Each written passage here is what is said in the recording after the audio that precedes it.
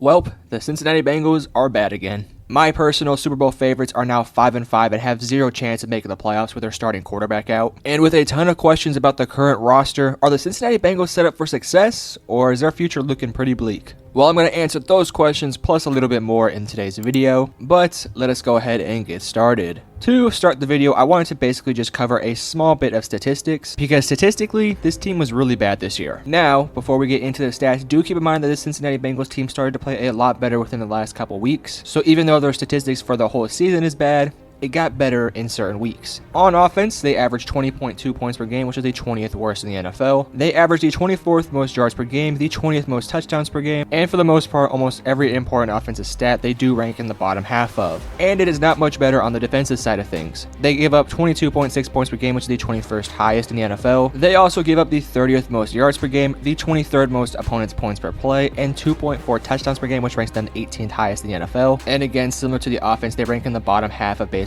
every important stat. The only thing they are really good at is holding their opponents on fourth down, but besides that, they're pretty bad at basically everything else. Now, going back to the offense, there's a very important statistic that I think will help us in the long term. The Cincinnati Bengals have one of the most lopsided offense in the entire NFL. They pass the ball on 66% of plays, which is the second highest in the NFL, whereas they only run the ball on 33% of the plays, which is the 31st highest in the NFL. Now, there's a very good reason why the Cincinnati Bengals team does this. For starters, they average only 3.9 yards per rush, which is the 24th highest in the NFL. And because they don't run the ball that much, they only average 80.9 rushing yards a game. Whereas when it comes to Joe Burrow and passing the ball, it's a lot better of a story. He averages a 66.32 completion percentage and only throws an interception on 1.58% of his thrown passes. Joe Burrow does get sacked frequently, but given the fact that he passes the ball at a high clip, the fact that he only has a 6.63 quarterback sack rate is actually pretty impressive. And what's really interesting about Joe Burrow's season is that despite all the injuries he's been going through, he's actually having statistically a pretty solid year. On the year, Joe Burrow has 2,309 yards, 15 touchdowns, and 6 interceptions. And if we were to project his numbers for the rest of the season, he'd get close to 4,000 yards and about 27 touchdowns. So while that wouldn't be typical Joe Burrow, as in the last 2 seasons he's had way over 4,000 yards and over 30 touchdowns, I do think he'd have a pretty decent season given the injury situation. But there's no need to speculate. He's out for the rest of the season, and this is the Joe Burrow performance that we got this year. When talking about Joe Burrow, you cannot talk about his season without talking about how many injuries he has suffered. And truthfully, it's kind of sad because of how good of a quarterback he really is. I do believe that Joe Burrow will be able to recover from these injuries and come back better and stronger next year.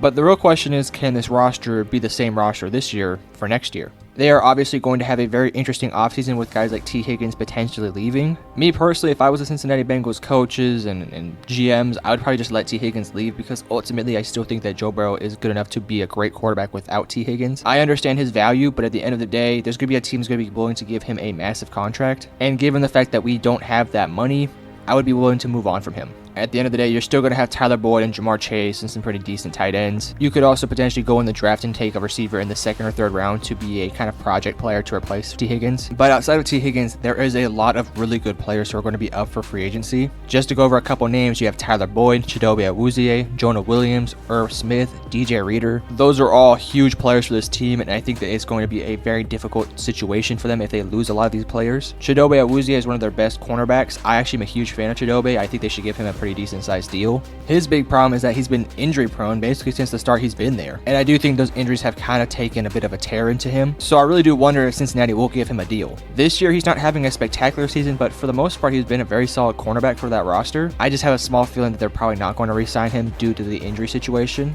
because ultimately you're going to have an injured quarterback in Joe Burrow, and the last thing you want is more injured players like Chidobe Awuzie on your roster. Moving on from Chidobe, if you look at their receiver situation, you're either going to lose Tee Higgins or Tyler Boyd, and given the fact that Tyler Boyd is not going to warrant a massive contract, I think you're going to end up bringing him back. Again, Tee Higgins could get a massive contract worth over $20 million a year, and I just don't see how Cincinnati is going to be able to afford that given their current situation with how much they're paying their stars. Jonah Williams was a draft pick just a couple years ago, and he's been very disappointing, but I do think that ultimately he could find his way back in Cincinnati. His current market value projection is going to be about $14 million, which I can't really see him getting that big of a contract, but if you can get him for roughly $10 to $12 million, I definitely wouldn't mind getting him. But of all the players you might be losing this offseason, I think the one you have to bring back is DJ Reader. Through 10 weeks, DJ Reader has 20 solo tackles, 4 assisted tackles, 2 sacks, and a 79.2 PFF grade. And you want to be able to keep him because you already have a good defensive line, but he definitely does add a defensive tackle presence that this team just did not have. You already have Trey Hendrickson, you already have Sam Hubbard. Now you need the big guy up the middle. I think you have to keep DJ Reader. Now DJ Reader is already 29 years old, but typically defensive tackles can have pretty long lifespans in the NFL. So I'd be willing to give him a 3-year deal worth roughly about $45 to $50 million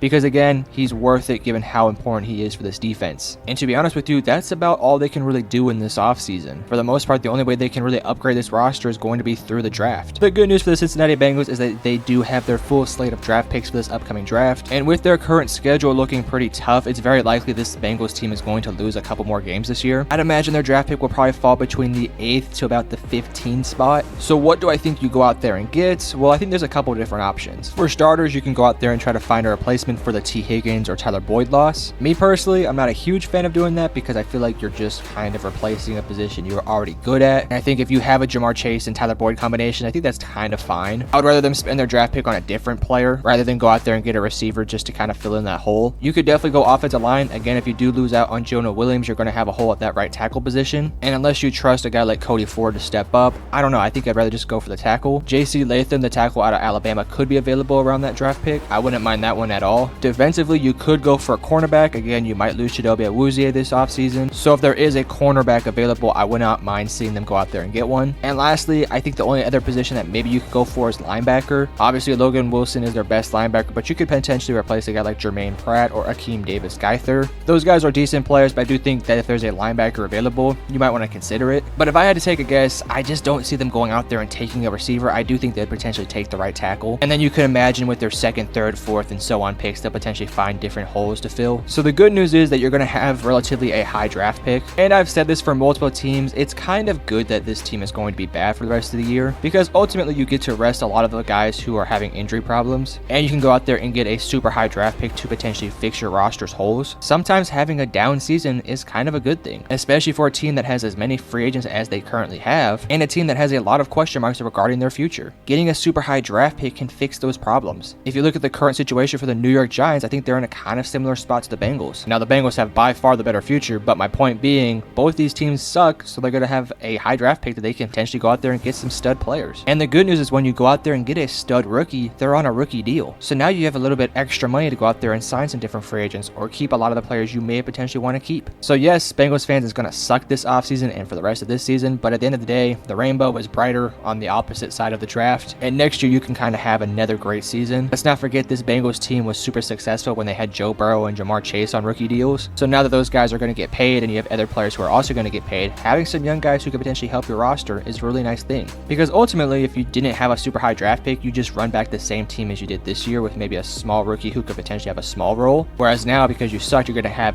1 or 2 rookies who are going to have big roles on your roster. And if you hit on those rookies, then hey, you might be back in contention next year. As it goes for the coaching staff, I don't imagine any of them will get fired. I do think they should potentially look to spice up the offense with a new offensive coordinator, because again, this is a very pass-heavy offense when I feel like this team should kind of be looking a little bit more in the run game. I understand why they aren't able to run the ball. At the end of the day, Joe Mixon is not having a good season, and the offensive line is not really good when it comes to run blocking. But if this team can potentially find an athletic freak at running back to potentially help this roster, I wouldn't mind that at all. At the end of the day, this is an upward battle in terms of the run game. So if you can go out there and find a stud running back who could potentially help your roster, I would like that a lot. This offense needs to find a balance because currently they just don't have that. And I kind of do think the fact they don't have many balance is partially why Joe Burrow has been so injured this year. And with Joe Burrow coming back from injuries this year, I think you have to find some ways to establish some other things on offense. Whether that is a run game or a quick screen game or something along those lines, I think you have to figure it out because Joe Burrow passing the ball 40 to 50 times a game is just going to get him hurt and it's just going to reduce his lifespan as a quarterback in the NFL. At the end of the day, it's all about protecting your quarterback because we already know the wear and tear he's already had on his body, and not having a run game is just going to add to that wear and tear. So I think one of your biggest goals this offseason is finding different ways to help keep Joe Burrow upright and stable. So that means adding to the offensive line, adding some new receivers to help your team out, and finding some damn running backs who can actually run the ball. For this Bengals team, I would love to see kind of a Tony Pollard and Ezekiel Elliott situation. If you could have Joe Mixon play that like veteran role, whereas you have a younger running back who can come in there and just be a change of pace back, I would love that a lot.